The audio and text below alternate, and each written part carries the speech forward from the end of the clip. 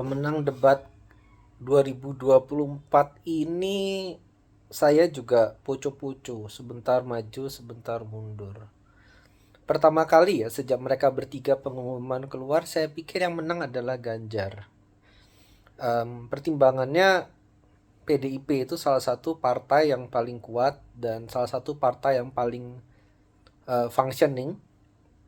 Jadi secara partai mereka kuat, Mahfud juga bagus, dan secara pertimbangan marketing Ganjar kan orangnya moderat gitu kan.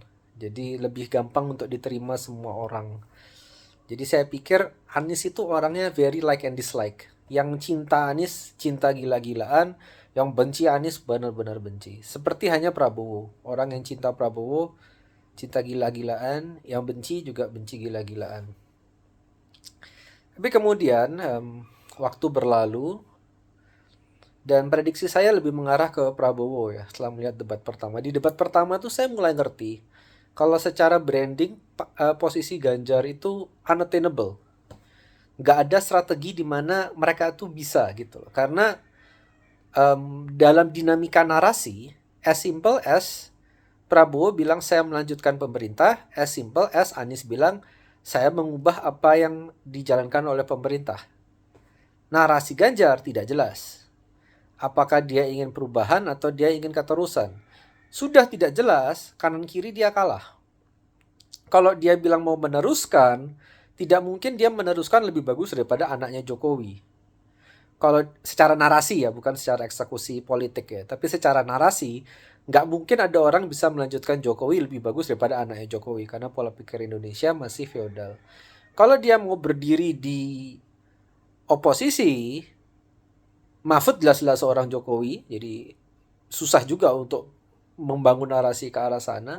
Dan juga tidak sebagus Anies yang sudah di kepala kita menjadi oposisi sudah bertahun-tahun gitu. Jadi posisi Ganjar unattainable. Kemudian secara survei waktu itu Prabowo cukup baik. Jadi saya pikir Prabowo akan menang gitu.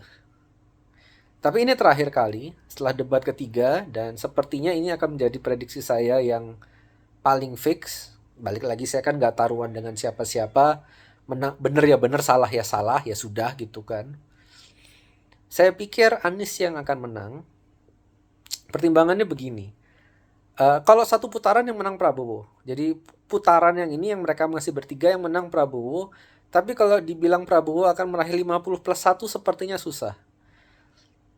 Karena ya begitulah gitu kan. Survei-survei mengatakan suaranya dia sekitar 45 itu sudah maksimum sekali gitu. Dengan berbagai macam konsiderasi ya, baik secara performanya di debat yang tidak terlalu baik, kemudian cukup banyak yang tidak terlalu cocok juga dengan wakilnya. Dan Prabowo kan agak pelin-pelan ya. Sebentar dia dulu 5 tahun lalu kan oposisinya gila-gilaan. Sekarang tiba-tiba dia menjadi kubunya Jokowi.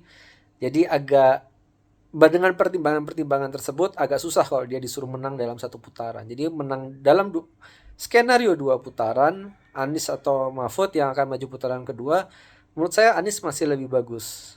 Karena baik lagi ya, intinya jumlah orang yang benci dengan pemerintah sekarang tuh banyak lah. Kurang lebih begitulah.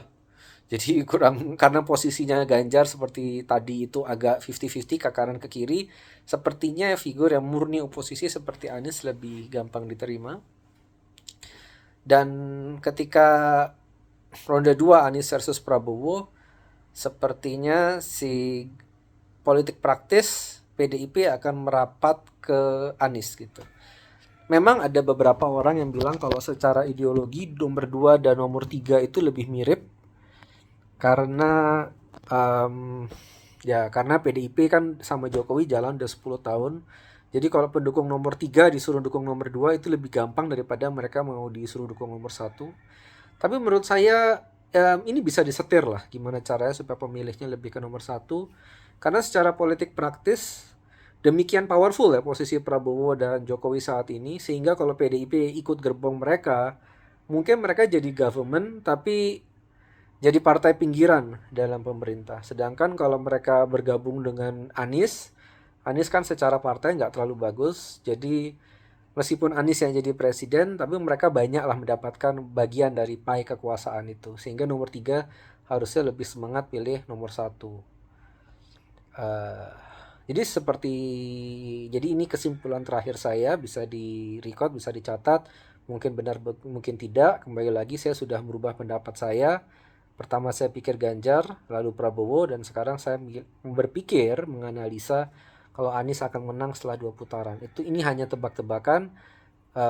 Saya pribadi akan abstain atau golongan putih dalam pemilu kali ini. Terima kasih.